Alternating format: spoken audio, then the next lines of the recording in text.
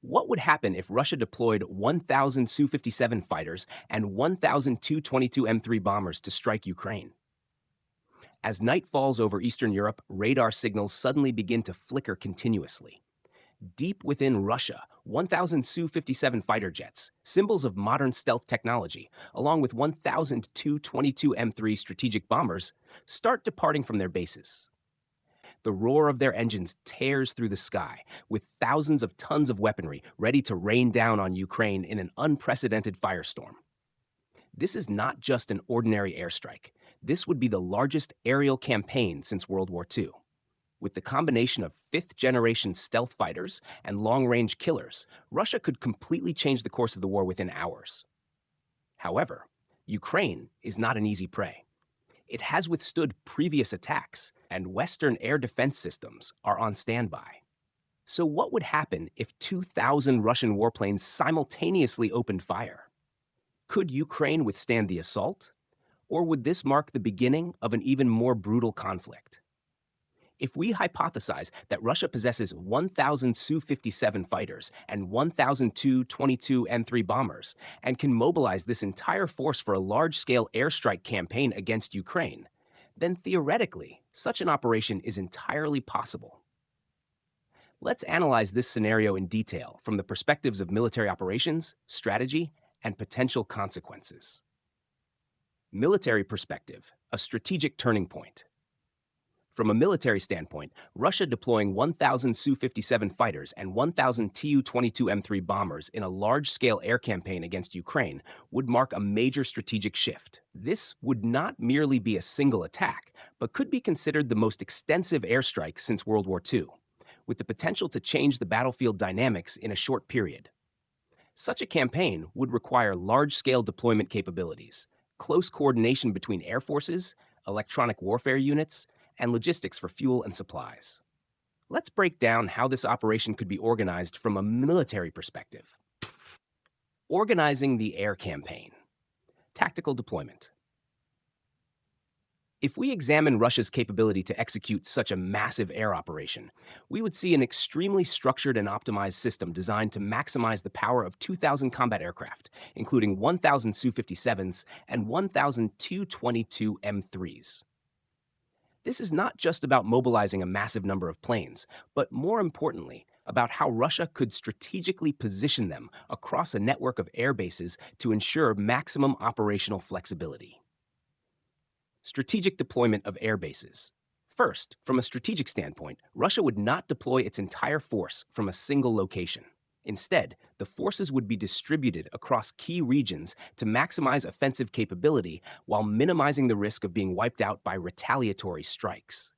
In Western Russia, bases such as Engels II, Lipetsk, Kubinka, Voronezh, and Kursk would serve as primary launch points for the attack. These bases are well equipped with logistics infrastructure, allowing for rapid deployment of large-scale sorties. However, Russia is not fighting alone in this war. With support from its ally Belarus, it could utilize key air bases such as Baranovichi, Lida, and Machulishchi, significantly shortening the attack distance to Ukraine from the north. This would be particularly crucial, as it would allow air raids to target strategic locations in Kyiv and Ukraine's military hubs without excessive fuel consumption or exposure to enemy air defenses. Additionally, Crimea would continue to play a decisive role in the campaign. Bases such as Belbek, Saki, and Gvardeyskoye would serve as launch pads for southern assaults. Crimea is not only strategically valuable, but also enables Russia to maintain constant pressure on Ukraine from multiple directions. Meanwhile, Kaliningrad, though not directly involved in the Ukraine operation, remains a key strategic asset should Russia need to escalate the conflict or counter NATO's response. Tactical support from Donbass and the Black Sea. The Donbass region, where Russia already controls certain areas, would become frontline air bases, supporting quick resupply, maintenance, and rapid takeoff for sustained operations. Moreover, Russia could leverage aircraft carriers or naval bases in Sevastopol to provide additional support from the Black Sea, creating a comprehensive encirclement strategy. However, to sustain a prolonged campaign, aerial refueling systems play a crucial role. This is where the Il-78 Midas comes into play. enabling Su-57 fighters to extend their operational range up to 3,500 kilometers, increasing their air endurance and ensuring continuous support for the attacking forces. As the attack phase begins, Russia could employ a multi-layered strategy, leveraging the strengths of different aircraft types to create an overwhelming assault. The Tu-22M3 bombers would serve as the backbone of strategic strike missions, capable of launching cruise missiles from over 1,000 kilometers away. This allows them to directly target command centers, weapon depots, radar stations, and Ukraine's logistics networks without entering high-risk areas. If each Tu-22M3 carries 3 to 4 Kh-32 missiles, a missile with speeds reaching Mach 4 and extremely difficult to intercept, then in a single strike, thousands of missiles could simultaneously hit strategic targets, crippling Ukraine's defense system. However, to ensure the bombers can carry out their mission without interception, Su-57 fighters would play an escort role while also conducting suppression of enemy air defenses, sea-aid missions. They would target Ukraine's Patriot, NASAMS, IRIS-T, S-300, and Buck air defense systems, preventing the enemy from mounting an effective response. Additionally, Su-57s could execute precision strikes against radar stations, command centers, and electronic warfare hubs, paving the way for subsequent airstrikes. Another critical factor is electronic warfare capability. The A-50U AWACS aircraft would serve as the eye in the sky, providing tactical data and monitoring every movement of Ukraine's air force. Meanwhile, Il-20M and Su-34MP aircraft would conduct electronic warfare operations, jamming Ukraine's radar and communication systems, thereby disrupting enemy command and response capabilities. Weapons deployment strategy. Russia could integrate multiple attack types to maximize effectiveness. Long-range cruise missiles such as the Kh-101 and Kh-555, with a range of 2,500 to 3,000 kilometers, would be used to destroy military bases, command centers, and weapon depots from a safe distance. Once Ukraine's air defense systems are neutralized, Su-57s could penetrate deep into enemy territory, deploying guided bombs like the KAB-500 and KAB-1500 to destroy fortified structures and military command centers. Additionally, they could use anti-radar missiles such as the Kh-31P and Kh-58U to further disable any remaining Ukrainian air defenses. Beyond aircraft, Russia could also deploy UAVs to support the campaign. Kamikaze drones like the Lancet and Shahed-136 could be used to weaken Ukraine's defenses, clearing the way for subsequent airstrikes. Operational execution and strategic impact. If executed according to this scenario, Russia would initiate a large-scale air campaign with multiple layers of attack, combining long-range strikes, air defense suppression, electronic warfare, and drone warfare to achieve maximum strategic impact with minimal losses. This is how a modern air campaign is structured, not solely based on numbers, but more importantly, through close coordination between forces, tactical execution, and full utilization of technological advantages. If we analyze a large-scale Russian airstrike campaign, the first thing to emphasize is that this would not be an unorganized or indiscriminate attack. It would be a carefully calculated operation designed to systematically neutralize Ukraine's resistance, gain absolute air superiority, and put Ukraine in a completely defensive position. To achieve this, the campaign would unfold in three main phases. 1. Suppressing air defenses. 2. Widespread airstrikes. 3. Complete airspace domination. Phase 1. Neutralizing Ukraine's air defense systems. Before launching any major airstrike, the first crucial step for Russia would be to disable Ukraine's air defense network. If these systems remain active, any aircraft entering Ukrainian airspace would be at immediate risk of interception. Therefore, the initial phase of the campaign would focus on completely crippling these defenses. Russia could employ the SEAD, suppression of enemy air defenses strategy, with Su-57 fighters as the primary force. These stealth aircraft can penetrate deep into Ukrainian airspace undetected by radar, allowing them to launch direct attacks on key air defense systems. High-priority targets would include NASAMS, IRIS-T, Patriot, S-300, and Buck batteries. However, Su-57s would not operate alone. Su-34MP aircraft, along with Il-22PP electronic warfare planes, would conduct jamming operations, preventing Ukraine's air defense systems from locking onto targets or responding effectively. Simultaneously, the A-50U AWAC-S would serve as an airborne command post, providing real-time intelligence to help Russian forces locate enemy air defenses and guide precision strikes. Russia could also deploy specialized weapons to attack Ukraine's radar systems. Missiles such as the KH-31P and KH-58U, specifically designed to destroy radar installations, would be launched from a distance to eliminate key links in Ukraine's air defense network. If these radar stations are taken out, Ukraine's entire air defense system would fall into disarray, forcing them to relocate or conceal their equipment, significantly reducing their combat effectiveness. The benefits of this phase are clear. Once Ukraine's air defense systems are neutralized, Russia would be able to deploy heavy bombers without the risk of interception.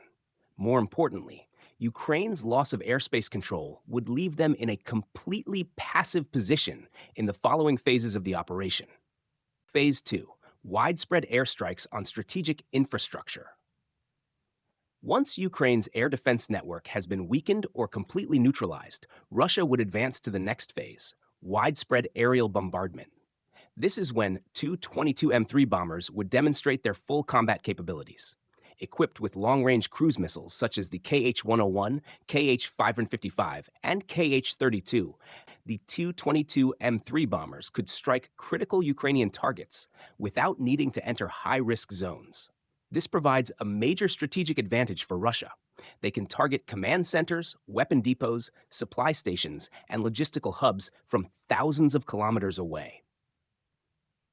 Primary targets in this phase: Ukrainian military command centers, particularly those in Kyiv, Dnipro, and Kharkiv, which serve as the nerve centers for Ukraine's military operations. Western weapon supply routes, including bridges, railway hubs, and military airfields near the Polish border, where Western military equipment enters Ukraine. Weapons, UAV, and ammunition factories, which are critical for Ukraine's defense. If destroyed, Ukraine's ability to manufacture weapons would be severely crippled. However, the 22M3 bombers won't act alone. After the initial wave of cruise missile strikes, Su-57 fighters will push deeper into Ukrainian airspace to conduct precision attacks. By this stage, Ukraine's air defense capabilities would be significantly weakened, making it the perfect opportunity for the Su-57 to deploy guided bombs like the KB-500 and K-1500, targeting military bases, airfields, and ammunition depots. Another critical task for the Su-57 in this phase will be hunting down any remaining mobile air defense systems.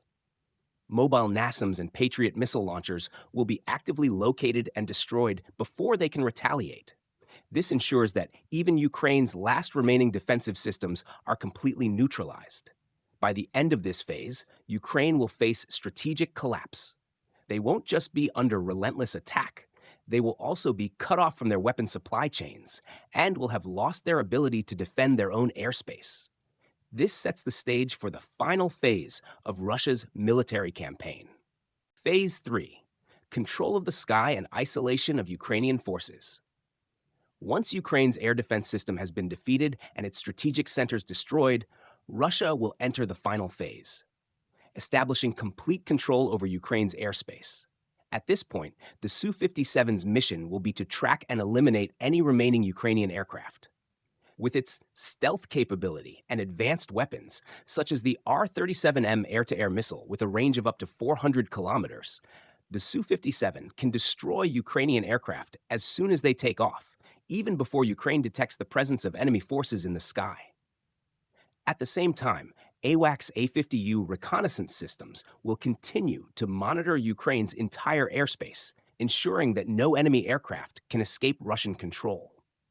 This will also be the stage where Russia intensifies its electronic warfare operations, jamming UAV systems and cutting off Ukraine's communications. This phase will also involve continuous strikes aimed at completely isolating Ukraine from the West. Weapons supply routes will continue to be targeted to ensure that even if Ukraine receives additional aid from NATO, they will have no means of transporting it deeper into their territory. If Russia executes this campaign effectively, it will achieve near-total air superiority, leaving Ukraine completely unable to defend its airspace.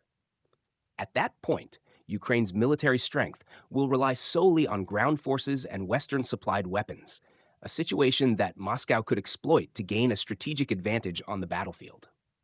If Russia deploys a large scale air campaign with 1,000 Su-57 fighters and 1,000 Tu-22M3 bombers, Ukraine will certainly not simply wait idly. Despite facing an overwhelming attack, Ukraine will still have certain defensive options, while NATO will have to consider the extent of its intervention to prevent a rapid collapse of Kiev.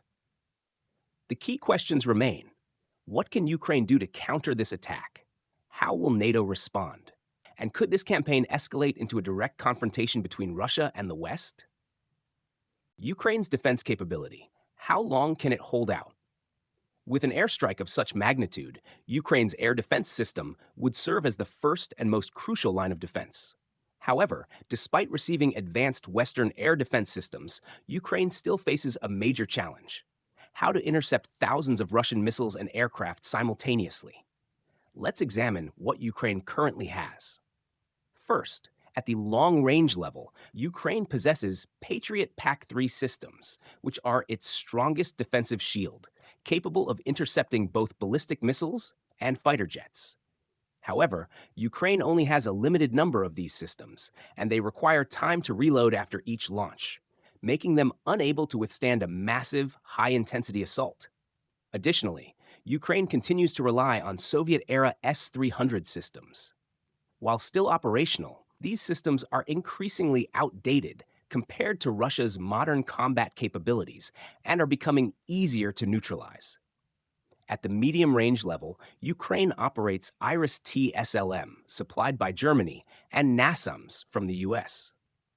These systems are effective against cruise missiles and fighter jets at medium altitudes. However, the primary issue is that these systems are mostly deployed to protect key cities like Kiev, Dnipro, and Lviv, meaning they cannot cover the entire country. Meanwhile, short-range air defense systems like Buk M1 and Pantsir S1 are mainly effective against UAVs and individual cruise missiles, but cannot counter a large-scale assault involving hundreds of Russian warplanes. However, Ukraine's biggest challenge is not just interception capability, but the risk of being overwhelmed.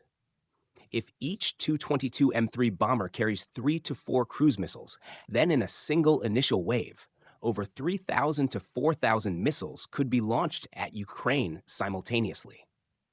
Faced with such a missile storm, Ukraine's air defense system would almost certainly become overwhelmed, making it impossible to intercept every incoming threat. Ukraine's counterattack capabilities, UAVs, and tactical weapons. Of course, Ukraine will not simply remain passive. While it cannot completely prevent such a large-scale air campaign, it still has counterattack options to weaken Russia's offensive capabilities. One of Ukraine's most effective weapons is UAVs, particularly kamikaze drones, such as the Shahed 136, Bayraktar TB2, and Western-supplied drones. Ukraine could deploy them to strike Russian military air bases, especially those in Belarus, Crimea, or Western Russia, where Tu-22M3 bombers and Su-57 fighters are launched. However, Russia is not easily vulnerable to this tactic. It possesses a highly advanced electronic warfare network with systems like Krasuka-4 and Zhital, which can jam or even disable UAV communications before they reach their targets. Additionally, Russian air defense systems such as Pantsir S-1 and S-400 are fully capable of destroying UAVs before they can cause significant damage. Another option for Ukraine is to use HIMARS, Storm Shadow, or ATAC-MS missiles to target Russian air bases. If Ukraine can accurately locate where Russia's aircraft are stationed, it could launch missile strikes to destroy runways or eliminate Russian planes before takeoff. However, Russia has already gained experience countering HIMARS and Storm Shadow, and it could use electronic warfare systems to jam missile guidance or deploy air defense systems to intercept incoming strikes. Simply put, Ukraine could inflict some damage on Russia, but it would not be able to fully stop a large-scale airstrike campaign of this magnitude. NATO's response: intervention or staying out. A large-scale Russian airstrike campaign would undoubtedly force NATO into a position where it must respond. But the critical question is, How will NATO react? Would it risk direct intervention? In a scenario where Russia conducts an airstrike campaign lasting less than 48 hours, NATO would likely not have enough time to make a military decision. Instead, its immediate response would likely be to accelerate the transfer of weapons to Ukraine, particularly Patriot, NASAMS, and Iris-T air defense systems, while potentially expediting the delivery of F-16 fighter jets. However, if Russia's campaign lasts for several days and shows signs of expansion, NATO could step up reconnaissance and early warning operations. Aircraft such as AWACS and RC-135 Rivet Joint could be deployed to closely monitor Russian activities from Polish or Romanian airspace. Additionally, the US and European nations might accelerate F-16 deliveries or even consider sending additional fighter jets, such as the Typhoon or Mirage 2000, to assist Ukraine. If Russia expands the operation to the point where Ukraine risks total collapse, NATO might consider a stronger intervention. One feasible option would be to deploy EA-18G Growler electronic warfare aircraft to jam Russian radar and communication systems, significantly reducing the effectiveness of Russia's airstrike campaign. Would NATO establish a no-fly zone? A bigger question is whether NATO would dare to establish a no-fly zone over western Ukraine. If this were to happen, the conflict would escalate to an entirely new level, increasing the likelihood of direct confrontations between NATO and Russian fighter jets. This is a scenario both sides want to avoid, but if Ukraine reaches a point of desperation, NATO may be forced to reconsider its stance. Final scenario: expanded war or contained conflict. In summary, while Ukraine may be able to inflict some losses on Russia, it cannot completely obstruct an airstrike campaign of this massive scale. If the operation takes place quickly within a few days, NATO may only respond by increasing weapons aid. However, if the conflict drags on and Russia shows signs of expansion, NATO will be put in a difficult position where it must choose between escalating tensions or accepting that Ukraine gradually loses control of its airspace. An air campaign of this magnitude could completely change the battlefield dynamics and even risk turning the Russia-Ukraine conflict into a direct confrontation between Moscow and the West. If Russia conducts a large-scale airstrike campaign with 2,000 aircraft, including 10,000 Su-57 fighters and 1,000 Tu-22M3 bombers, the impact would not be limited to Ukraine, but would directly influence the entire course of the war, potentially reshaping the future of this conflict. The key questions are: could Ukraine collapse immediately? Does Russia have the resources to sustain this campaign? And more importantly, what strategic consequences will this campaign have on a global scale? Possibility of Ukraine's collapse. What happens if its military infrastructure is destroyed? A large-scale airstrike campaign would have a clear strategic objective: completely crippling Ukraine's defense system within the first 48 to 72 hours. If successful, Russia would gain absolute air superiority, pushing Ukraine into a state of military disarray. The first target Russia would focus on is Ukraine's air defense system. If Moscow manages to destroy a significant portion of Patriot, NASAMS, Iris-T, Buk, and S-300 systems, Ukraine would lose its ability to defend its airspace. At that point, Russia would be free to carry out precision airstrikes on critical military infrastructure without the risk of interception. Additionally, Ukraine's air force could be completely wiped out. While MiG-29 and Su-27 fighters remain operational, they stand little chance against the Su-57's stealth technology and R-37M missiles, with a 400-kilometer range. Once Ukraine's air force is neutralized, Russia would be able to conduct long-range airstrike campaigns with Tu-22M3 bombers, launching waves of KH-101, KH-555, and KH-32 cruise missiles to destroy command centers, logistics hubs, and Western weapon supply routes. Another major factor is logistical disruption. If Ukraine's military supply lines are struck, the country could face severe shortages of weapons, fuel, and ammunition, directly impacting Kyiv's ability to sustain its resistance. With air superiority secured, Russian ground forces could advance deeper, potentially threatening Kharkiv, Odessa, or even putting immense pressure on Kiev. However, even if Ukraine suffers heavy losses, it could still continue the fight by shifting to guerrilla warfare. This could prolong the war in a different form.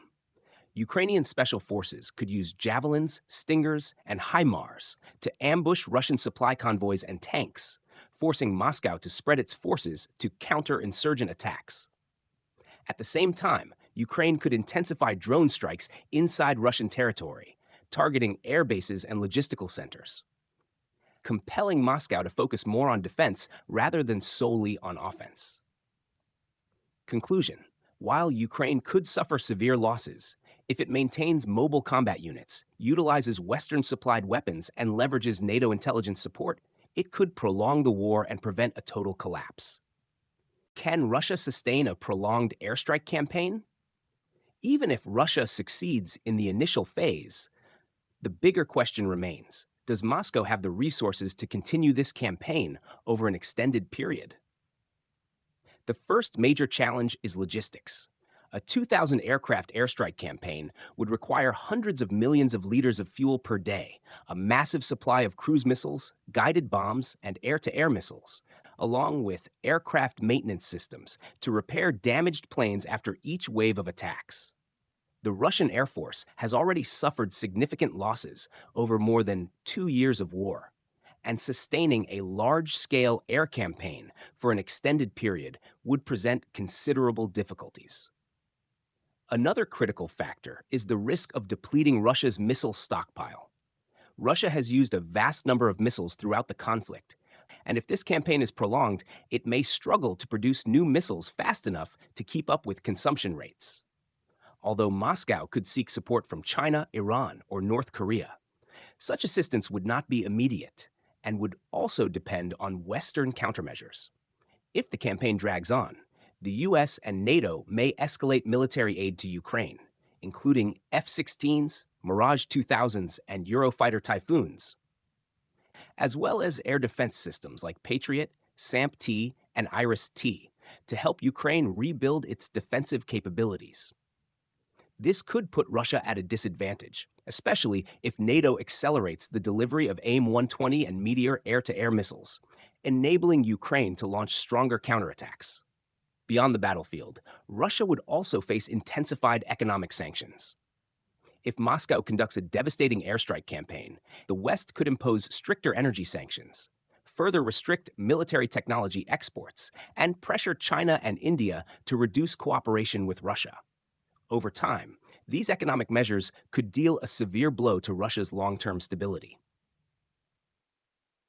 Conclusion: while Russia may achieve initial victories, sustaining a prolonged campaign would pose significant challenges, including logistical constraints, weapon shortages, economic pressures, and Ukraine's potential counteroffensive. Risk of Russia-NATO confrontation: how far could the conflict escalate? If Russia's airstrike campaign pushes Ukraine into a critical situation, NATO will face a difficult choice: accept Kiev's potential defeat or intervene more aggressively. Initially, NATO's response may be limited to increasing military aid. However, if Russia continues expanding its campaign, NATO could take stronger measures, including enhancing surveillance with AWACS and RC-135 Rivet joint aircraft, providing Ukraine with real-time intelligence, deploying EA-18G Growler electronic warfare aircraft to jam Russian radar systems, reducing the effectiveness of Russia's airstrike campaign, establishing a no-fly zone over western Ukraine, which could escalate the conflict to a far more dangerous level. If NATO enforces a no-fly zone, it would mean direct aerial confrontations between NATO and Russian aircraft over Ukrainian airspace, raising the risk of a direct war between the world's two largest military alliances. Russia's airstrike campaign could create a temporary advantage, but in the long run, it could lead to serious strategic consequences, pushing Moscow into confrontation with NATO while also placing greater economic pressure on Russia. If the war escalates, the risk of direct confrontation between Russia and the West will no longer be just a hypothesis. From a strategic perspective, a large scale air campaign involving 1,000 Su 57 fighters and 1,000 Tu 22M3 bombers is entirely possible if Russia possesses sufficient manpower, logistics, and weaponry. If this force is deployed simultaneously, Russia could exert massive pressure on Ukraine, quickly weaken its air defense system, destroy key military infrastructure, and even shift the battlefield balance in a short time. However, no matter how large the air campaign is, it cannot guarantee total victory without a clear follow up strategy. If attacked, Ukraine and its Western allies will inevitably adjust their tactics, strengthen their defenses, and accelerate the delivery of advanced air defense systems and modern fighter jets. This poses a significant challenge. If Russia cannot maintain its initial advantage, the war could turn into a prolonged stalemate, reducing the effectiveness of the initial airstrike campaign. Conclusion: a large-scale attack with 2,000 combat aircraft may bring tactical advantages to Russia, but the sustainability of the campaign will depend on its ability to maintain pressure, control airspace over a prolonged period, and respond to countermeasures from Ukraine and NATO.